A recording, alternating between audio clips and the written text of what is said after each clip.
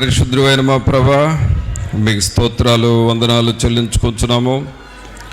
మహోన్నతుడా మా ప్రభువైన యేసు, మిమ్మల్ని స్తుతిస్తూ ఉన్నామయ్యా. మిమ్మలను స్తుతించుటకును, మిమ్మలను గూర్చి పాడి కీర్తించి ఘనపరచుటకును సహాయం చేయండి. మీ కృపలో మమ్మలను బలపరచమని ప్రార్థన చేస్తూ ఉన్నాము. మీరు మాకు ఇచ్చిన ఈ సమయాన్ని బట్టి మీకే స్తోత్రాలు వందనాలు చెల్లిస్తూ ఉన్నాము. కృపామయుడా, దయా సత్య సంపూర్ణుడా, మీకే స్తోత్రాలు వందనాలు చెల్లిస్తూ ఉన్నాము. మీరు ఈ ఆరాధనకు అధ్యక్షత వహించండి. తండ్రిని ఘనపరచుటకును, రక్షకుడైన యేసుక్రీస్తును మహిమపరచుటకును, మేము నాయన పరిశుద్ధాత్మనితో సహవాసము చేయుటకును కృపను దయచేయండి ప్రభా. మా అంతరంగములను మీరు కనికరించండి, మా అంతరంగములను మీరు బలపరచండి. మీ ఆత్మశక్తిని, ఆత్మ పట్టుదలను మాకు మీరు దయచేయండి. ఆత్మ విషయమై తీవ్రత కలిగి ఉండమని చెప్పినారు, అలాగే దేవుని విషయంలో పట్టుదల కలిగి ఉండమని చెప్పినారు. మీ యొద్ద సహనముతో కనిపెట్టమని మీరు చెబుతున్నారు ప్రభా. అట్టి నాయన స్వభావం మాకు మీరు దయచేయండి. తండ్రి అయిన దేవా, మీ సన్నిధిలోనికి వచ్చి మిమ్మల్ని వేడుకొంచున్నాము. మీరు మాకు అధ్యక్షత వహించండి. ఏ రీతిగా మిమ్మల్ని స్తుతించి ఘనపరచవలనో సమస్త విషయాల్లో మీరే మీ కృపను మాకును మీరు సమృద్ధిగా మీరు దయచేయండి. ఈ ఆవరణమంతా మీ సన్నిధితో నింపండి ప్రభా. పాటలు పాడుచుండగా ఆ పాటల ద్వారా దేవుని యొక్క ఆత్మ మమ్మలను బలపరచునట్లుగాను, మిమ్మలను మహిమపరచువారముగా చేయండి ప్రభా. అలాగే మాలో ఉన్నటువంటి నిర్లక్ష్యము, నిర్లిప్తత సంపూర్ణంగా తొలగిపోనట్లుగా చేయండి. దుష్టుని యొక్క ఆటంకములు మాలో కానీ, ఆవరణంలో కానీ, ఎవరిలో ఎక్కడ ఆటంకములు లేకుండా చేయండి ప్రభా. అడ్డుబండయు అడ్డు గోడలను కూలద్రోయమని ప్రార్థన చేస్తూ ఉన్నాము. మిమ్మలను ఘనపరచుటకు మాలో ఉన్న అభ్యంతరములన్నిటినీ మీరు తొలగించండి. పరిశుద్ధాత్ముడా, మీరు మా మధ్య కదలండి. మీ కొరకు మేము మార్గమును సరళము చేయువారముగా చేయండి నాయన. మీరు మా మధ్య సంచరించున్నట్లుగా మా పరిసరాలను, మమ్ములను పరిశుద్ధపరచమని ప్రార్థన చేస్తూ ఉన్నాం. రాజులైన యాజక సమూహముగా మమ్మల్ని ఇక్కడ చేర్చి మహిమా ఘనత ప్రభావాలు మీరే ఆరోపించుకొనమని నజరేయుడైన యేసు నామమున అడిగి వేడుకొనుచున్నాము తండ్రి, ఆమేన్. పాటలు పాడుకుందామండి.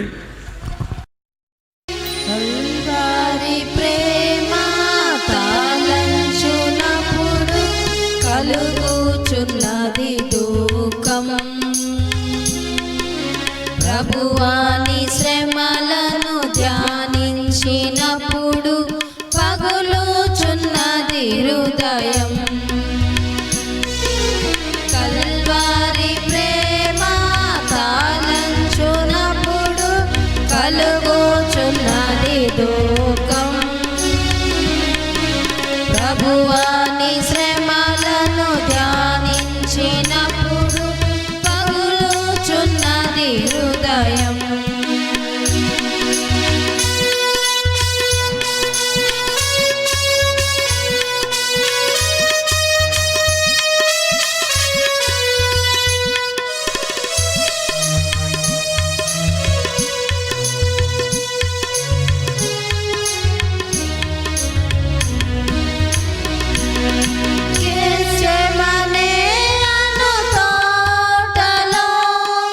విలపించుచు ప్రార్థించు ధ్వని నలువైపులా వినపడుచున్నది.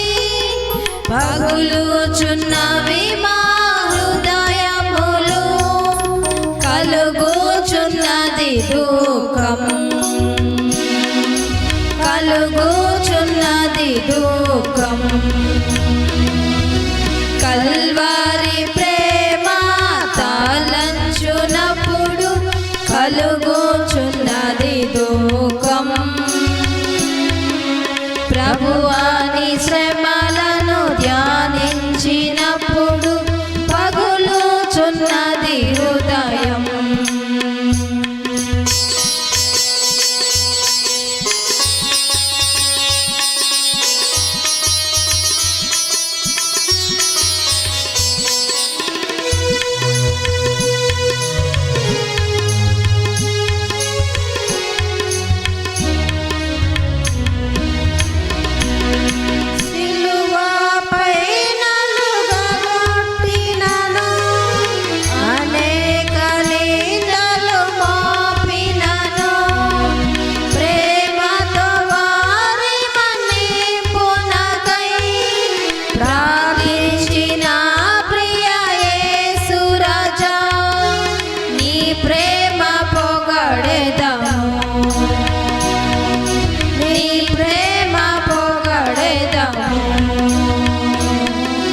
కల్వారి ప్రేమ తాళంచునప్పుడు కలుగోచున్నది దుఃఖం. ప్రభువాని శ్రమలను ధ్యానించినప్పుడు పగులుచున్నది హృదయం.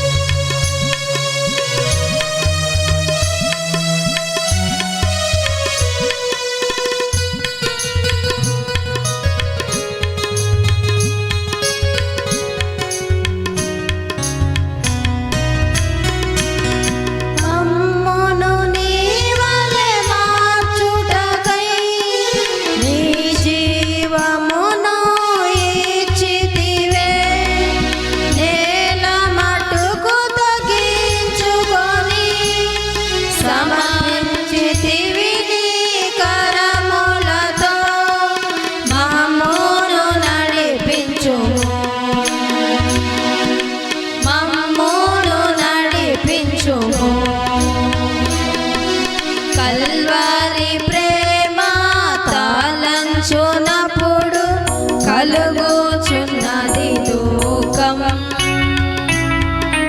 ప్రభువాని శ్రమలను ధ్యానించినప్పుడు పగులుచున్నది హృదయం. కల్వారి ప్రేమ తాళంచునప్పుడు కలుగుచున్నది దుఃఖం. ప్రభువాని శ్రమలను ధ్యానించినప్పుడు పగులుచున్నది హృదయం. దేవుని జీవాత్మనా మీదికి రమ్ము. దేవుని జీవాత్మనా మీదికి రమ్ము. వీరాచు వాంచు మాలాచు నింపు దేవుని జీవాత్మనా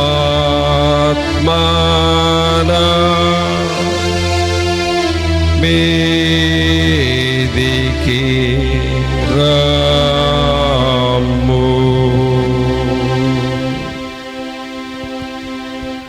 పరిశుద్ధుడైన మా ప్రభా, మీకు స్తోత్రాలు వందనాలు చెల్లిస్తూ ఉన్నాము.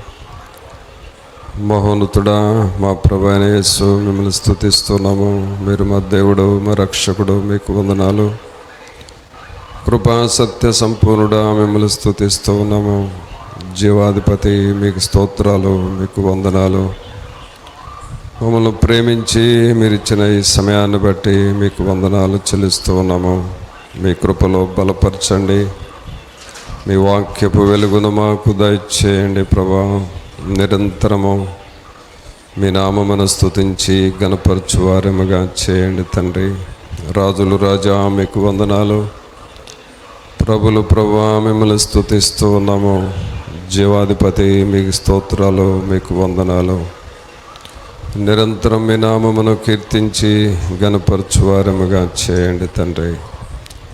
మీ వాక్యపు వెలుగును మాకు ఇవ్వండి. మీ వాక్యము దగ్గరకు వస్తూ ఉన్నాము. మాతో మీరు మాట్లాడి మీ నామమును మీరు మహింపరచుకోనండి. ఆత్మలను బలపరచండి ప్రభా. మా ప్రాణములకు నెమ్మదిని మీరు దయచేయండి. మా మనస్సు ఎల్లప్పుడూ మీ మీద ఆధారపడినట్లుగా సహాయం వచ్చేయండి. మీ వాక్యం దగ్గరికి వస్తుండగా సహాయం చేయమని నజరేయుడైన యేసు నామమున అడిగి వేడుకొంచున్నాము తండ్రి. ఆమేన్. పిల్లరా, దేవుని వాక్యం చదువుకుందాం.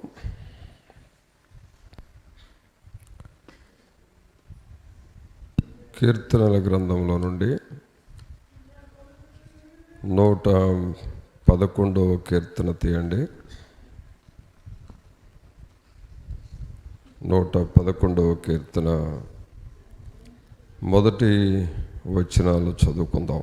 యెహోవాను స్తుతించుడి, యథార్థవంతుల సభలోను సమాజములోను పూర్ణ హృదయముతో నేను యెహోవాకు కృతజ్ఞతాస్తుతులు చెల్లించెదను. యెహోవా క్రియలు గొప్పవి, వాటి యందు ఇష్టము గలవారందరూ వాటిని విచారించుదురు. 3వ వచనం చదువు. ఆయన కార్యము మహిమా ప్రభావములు గలది, ఆయన నీతి నిత్యము నిలకడగా నుండును. ప్రభువు ప్రియరా, దేవుని దగ్గర మనం ప్రార్థన చేస్తూ ఉన్నప్పుడు, మనం ప్రార్థన అనగానే దేవుని దగ్గర కొన్ని విషయాలు అడుగుతాము.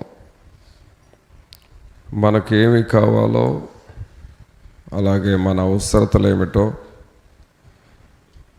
దేవుని దగ్గర మనం ఏమి పొందుకోవాలో వాటన్నిటినీ దేవుని దగ్గర అడుగుతాం. దానినే మనం ప్రార్థన చేసుకోవటం అంటాం.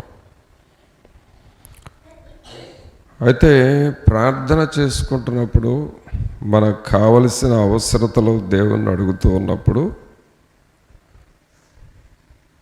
మన ప్రార్థన విని దేవుడు సహాయం చేస్తాడు.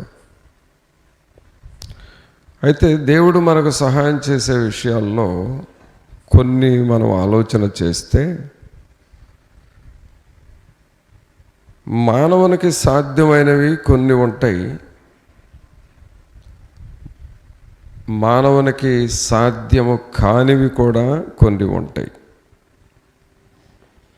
ఇప్పుడు మానవుడు ఎప్పుడు కూడా దేవుణ్ణి ఏమని అడుగుతాడంటే, ఎప్పుడు అడుగుతాడంటే, మానవునికి సాధ్యమైన పనులన్నీ మానవుడే చేసుకుంటాడు, కానీ అసాధ్యమైనవి ఉన్నాయి చూడండి. ఇది మన వలన కాదు అనుకుంటాం చూడండి, వాటి విషయము దేవుణ్ణి అడుగుతాం. ప్రభా, ఇక మా వలన కాదు, ఈ విషయంలో మీరే సహాయము చేయాలి, మీరే కృప చూపాలి అని మనం దేవుణ్ణి అడుగుతాం. అలా అడిగినప్పుడు ప్రభు మనకు సహాయం చేస్తాడు.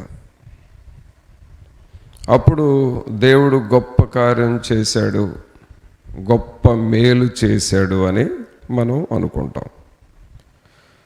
కావున పిల్లరా, మన జీవితంలో దేవుడు చేసే పనులు ఎప్పుడు కూడా చాలా ఆశ్చర్యముగా, అద్భుతముగా, చాలా గొప్పవిగా ఉంటాయి.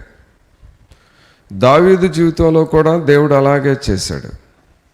ఎన్నెన్నో గొప్ప కార్యాలు చేశాడు. మరి గొల్లియాతును హతమార్చటము, అది దేవుడు చేసిన ఒక గొప్ప కార్యం. అలాగే ఆయన మేపుచున్నటువంటి గొర్రెలను ఆ ఎలుగుబంటి, ఆ సింహము వచ్చి వాటిని తిన్నప్పుడు వాటి దవడలు పట్టుకొని చీల్చి ఆ లోపలున్న గొర్రెను బయటకు తీయటం అనేది ఒక గొప్ప కార్యం. ఇవన్నీ దేవుడి గొప్ప కార్యాలు. అయితే వాళ్ళ జీవితంలోనే చేయటం కాదు, ప్రభు మన జీవితంలో కూడా చేస్తాడు. మన జీవితంలో ఎప్పుడు చేస్తాడు అని అంటే, మనం వాటిని నా జీవితంలో జరిగించండి ప్రభువా అని నువ్వు దేవుణ్ణి అడగాలి. దేవునికి నువ్వు ప్రార్థన చేయాలి. అందుకనే 2వ వచనంలో ఏముందంటే, యెహోవా క్రియలు గొప్పవి, వాటి యందు ఇష్టము గలవారందరూ వాటిని విచారించుదురు. అంటే నీ జీవితంలో, మన జీవితంలో ఈ కార్యాన్ని మీరు చేయండి ప్రభువా అని మనం అడగాలి. అయితే దేవుడు మన కోసం చేసిన కార్యాలు ఏమైనా ఉన్నాయా అని ఆలోచన చేస్తే దేవుని వాక్యమే మనకు జవాబు చెబుతుంది. అందుకనే దేవుని వాక్యాన్ని మనం బాగా చదవాలి. పైన చదివితే నీకేం అర్థం కాదు, కానీ మోకాళ్ళ మీద ఉండి దేవుని వాక్యాన్ని ప్రార్థనాపూర్వకంగా ధ్యానము చేస్తూ అడుగుతూ ఉంటే తప్పకుండా ప్రభు మనకు సహాయం చేస్తాడు. అందుకనే ఇక్కడ ఏమని చదువుతున్నాం? యెహోవా క్రియలు గొప్పవి, వాటి యందు ఇష్టము గలవారందరూ వాటిని విచారింతురు. తర్వాత ఏమంటున్నాడు? ఆయన కార్యము మహిమా ప్రభావములు గలది, ఆయన నీతి నిత్యము నిలకడగా నుండును. ఆయన కార్యములు మహిమా ప్రభావములు గలవి, ఆయన నీతి నిత్యము నిలకడగా ఉండును. దేవుని కార్యాలు గంభీరమైనవి, గొప్పవి. మన జీవితంలో దేవుడు చేసిన గొప్ప కార్యాలు ఏమిటి అని చూస్తే చూడండి, దేవుని వాక్యంలో 1 కొరింథీయులకు రాసిన పత్రిక 3వ అధ్యాయము 9వ వచనంలో చదివితే, మేము దేవుని జత పనివారమై ఉన్నాము, మీరు దేవుని వ్యవసాయమును దేవుని గృహమునై ఉన్నారు. గమనించండి, దేవుడు మన జీవితంలో చేసిన గొప్ప కార్యం ఏంటంటే మనల్నే దేవుడు తన గృహముగా ఏర్పాటు చేసుకున్నాడు. ఆయన నివసించే గృహముగా. దేవుడు నివసించేది పరలోకములో ఉంటాడు అని మనకు తెలుసు, కానీ ఆయన ఆత్మరూపంలో ఈ లోకంలో ఎక్కడ ఉంటాడంటే మన హృదయాలలోనే ఉంటాడు. ఈ సత్యం మనం తెలుసుకోవాలి. ఈ సత్యం తెలియక దేవుణ్ణి మన హృదయంలో నుండి బయటికి వెళ్ళగొడుతున్నాం.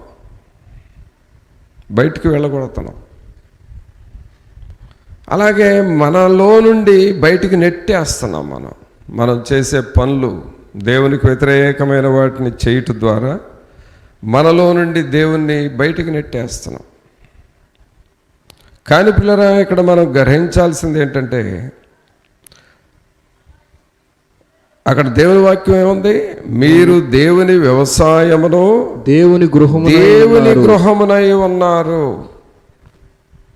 మనము దేవుని గృహము అనేది మనం అర్థం చేసుకోవాలి. చూడండి, గృహము అనగానే మన సొంత ఇంటిలో, నీ సొంత ఇంటిలో ఎలా ఉంటావు?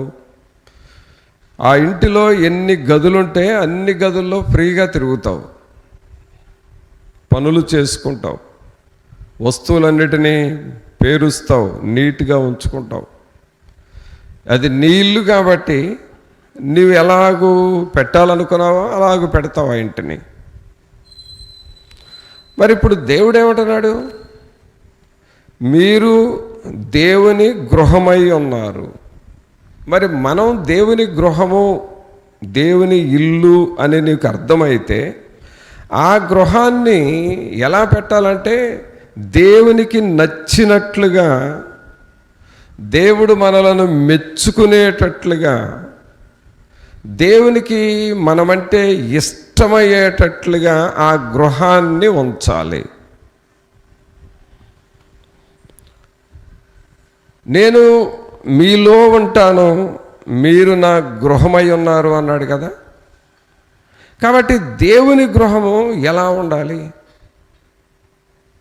అనేది మనం తెలుసుకుంటే, ఆ గృహము ఎలా ఉండాలో అలాగూ మన హృదయాన్ని, మన జీవితాన్ని ఉంచుకుంటే ఆయన మనలో నివసిస్తాడు. దేవుణ్ణి ప్రక్కకు పెట్టి మనం చేయగలిగింది ఏమి లేదు అనేది మొదట నువ్వు అర్థం చేసుకోవాలి. ఎవరు నన్ను ఘనపరుస్తారో నేను వారిని ఘనపరుస్తాను, ఎవరు నన్ను తృణీకరిస్తారో నేను వారిని తృణీకరిస్తాను అని చెప్పాడు కదా. కాబట్టి దేవుణ్ణి మనం ఏం చేయాలంటే ఘనపరచాలి. ఆయన్ని ఘనపరచటమే మన హృదయము దేవునికి ఇల్లుగా ఇస్తున్నామని అర్థమవుతుంది. అయితే దేవుని ఇల్లు ఎలా ఉండాలి? దేవుని వాతావరణం ఉండాలి. పరలోకములో దేవదూతలు దేవునిని ఎల్లప్పుడూ స్తుతిస్తూ ఉంటారు, ఎల్లప్పుడూ ఆయన ఘనపరుస్తూ ఉంటారు. మన హృదయం కూడా ఆయన ఇల్లుగా ఉండాలి అనుకున్నప్పుడు మనం కూడా దేవుని నిత్యము స్తుతిస్తూ ఉండాలి. దేవునిని ఘనపరుస్తూ ఆయనను స్తుతిస్తూ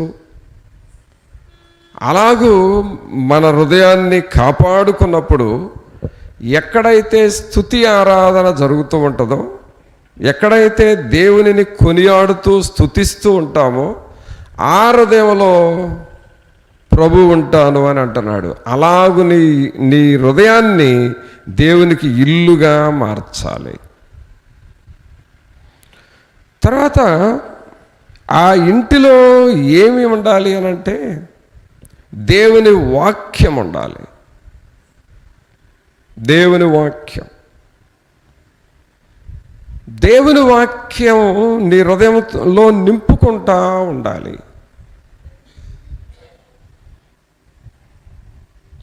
ఇందాక ఒక సహోదరి చెబుతా ఉన్నది, వేరే ఊరు నుండి వచ్చి మాట్లాడుతూ, అయ్యా